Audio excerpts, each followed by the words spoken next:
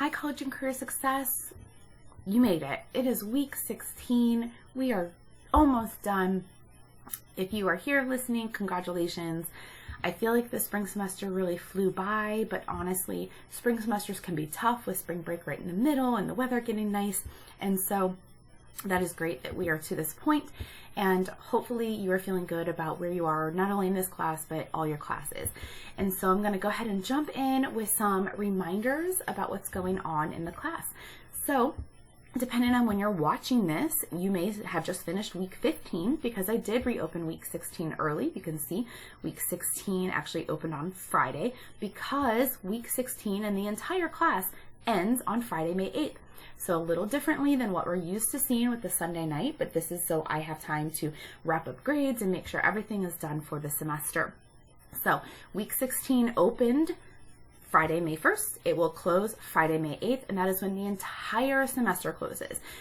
That being said, that means your student services assignment, where you had to attend a workshop, whether in person or on Zoom, or student services like activity, and submit your certificate, is due this Friday as well. So you want to make sure that you get all of that information in, whether it's the certificate of completion or an email confirmation that you attended, depending on what workshop you went to. So another reminder there.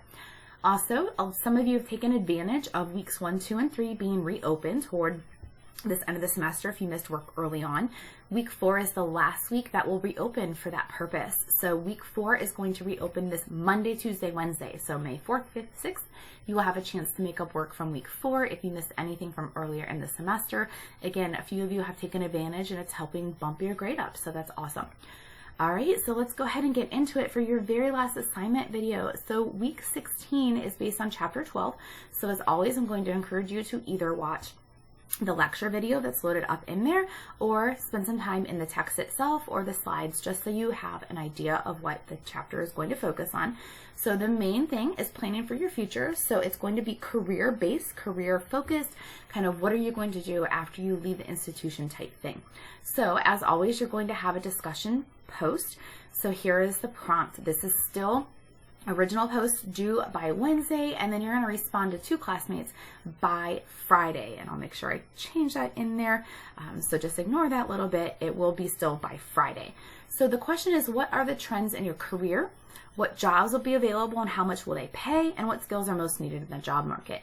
So this is research that you should do fairly early if you haven't already done it, just so you have an idea of what your field is going to look like. For instance, a long time ago, when I was thinking about going into education, I was going for middle childhood education. Ohio was not hiring when I was in college. And so I looked at other states and I ended up moving to North Carolina because they were in desperate need of teachers at that time. And so had I not realized that while I was in college, I may have, graduated and just been stuck for a little bit. But because I researched and knew that Ohio was probably not my best bet, that I was able to move. Of course, this was before I had children. It was a little easier to do that, but it's still really important. Like, are you going to have a job readily available? What does the market look like? Are you gonna be able to pay back your loans? Because after 6 months, you gotta start paying on those. And sometimes they are not a pretty price to pay every month. So just knowing, all of this information is helpful for future planning. So I'm going to show you 3 places you can go to get this information, and you can choose which one you want to utilize, or maybe a combination of them. The first one is ONET Online. I will say, sorry, didn't want to type and talk at the same time there. I will say this one is a little overwhelming because there's just so much information, but I'm still going to show it to you. So I typed in, I'm just going to use Physical Therapy Assistant as my example. So when I click on that, this is what I mean by a little overwhelming. There's a lot of information. It's great information. It's very helpful, but if you're not really sure what you're looking for, it can be a lot. However, you can scroll through and you can see, okay, what kind of degree do I need?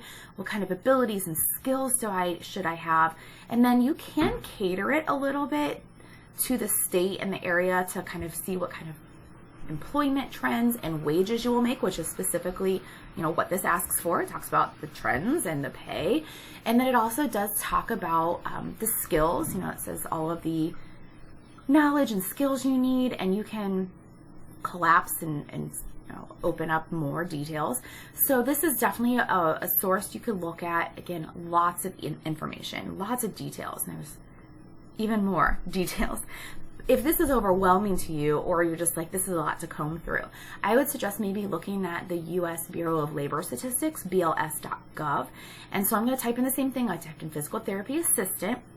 And so it gives me a real quick snapshot right here. So already I have the pay, and then I can find more about the pay right there. It's like how much I'm going to make. Here's my job outlook. So I know that, hey, this is supposed to grow. This is much faster. So like, that's really uplifting to know that once I graduate, there's going to be projected employment, like there's going to be a need for this. So you definitely like to see that growth, and then it'll give you a little bit more information down here. Sometimes there'll be like a line graph showing things. It just depends on what field you're looking at. And then you're going to look at like maybe how to become one, because this talks about education and training, qualities, the types of things that you need. So this really does help you answer like all of these questions here. The last place I would encourage you to go is Career Coach. And so when you go to Career Coach, I just got to it through the home page, and I went down here, clicked on Career Coach. This is another one where you should already kind of be familiar with this because we used it earlier in the semester. So I'm just going to go to careers, and I'm just going to search up here, and I'm going to stick with it just to stay consistent, physical therapist assistant. And so I'm going to click on that, and this is again going to give me just about everything I need to know based on that prompt. It's going to give me my wages. It has like a snapshot right there, but here's more information about the wages, what I can expect at different levels.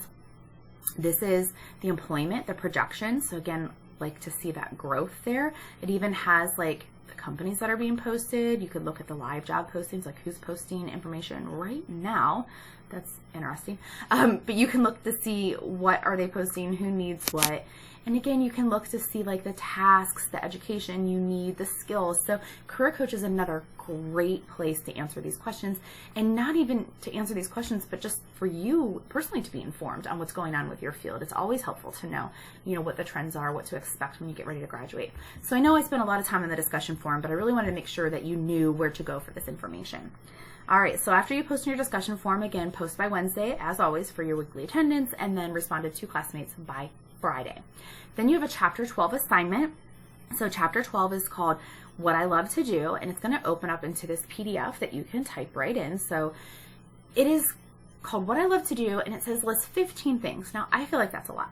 So I'm just going to go ahead and say, if you list 10, you're good. If you list more than 10, I'm going to give you some extra credit. So this also kind of shows maybe who's paying attention to the videos.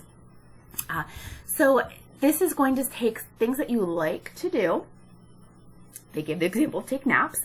How can you make money doing that, and how can that benefit others? And so I think now we live in a very like gig economy type situation where you can almost make money doing lots of different things. And so let's say that you love to drive, and so you can make a living by being an Uber driver. How can you benefit others? Well, you can get them where they need to go. Let's say you like to read. Maybe you could be a book critic. Help others pick out the books they like. I mean, there's literally so many examples, and I have seen some really funny examples, some really out there examples, some more realistic examples. So feel free to be creative with it. Someone I think put one time, they like puppies, and so they want to be a professional puppy snuggler. So honestly, this is more like combining creativity, but also some like critical thinking. So just brainstorming ways that you can make money. And then as always with one of these documents, when you're ready, you want to make sure that you save it with your changes. But there is a question at the bottom I want to make sure that you answer.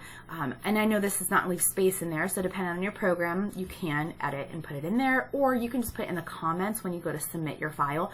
What surprises you most and what excites you the most? So just like a real quick little answer reflecting on it. So that is your Chapter 12 assignment. Excuse me. And then finally, your Chapter 12 quiz, as always. Just a reminder, respond in 2 to 5 complete sentences. So question 1, how can you use your college experiences to gain knowledge, skills, and abilities that will help you gain employment? So it's not just like taking classes. What can you do with all of these? How are you going to utilize what you've learned throughout college, whether it's in your coursework or through extracurriculars? How are those things going to help you after you graduate to gain employment? Like, what are you going to do with your skills and knowledge to be able to apply to get your foot in the door somewhere.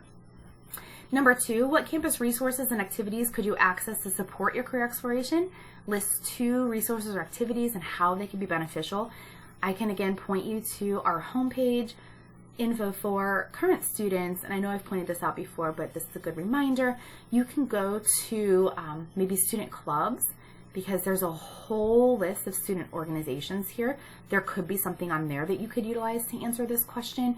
You could also just look at the resources in general. I mean, we have obviously like career services, we have military services.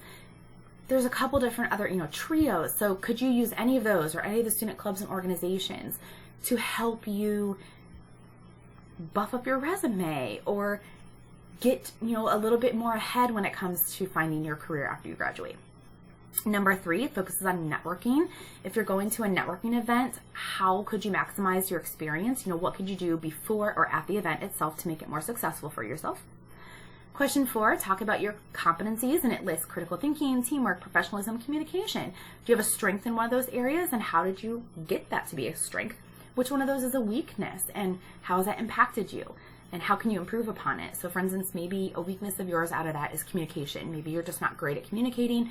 Maybe could you take a class? Could you go to a workshop? Can you talk to someone about, the skills you could improve upon? And then question 5, what is your opinion of volunteering while in college? And support your opinion with some evidence from the textbook as well as personal experience. All right, so as always with your quizzes, make sure you respond to each part of the question in 2 to 5 complete sentences. Okay, so that is it. That is your last week's worth of work. Chapter 12, depending again when you're watching this, you may finish this well before the semester ends because it did open early. But if you have any questions on chapter 12/week 16, please reach out. And again, thank you all for a great semester. You honestly did fabulous.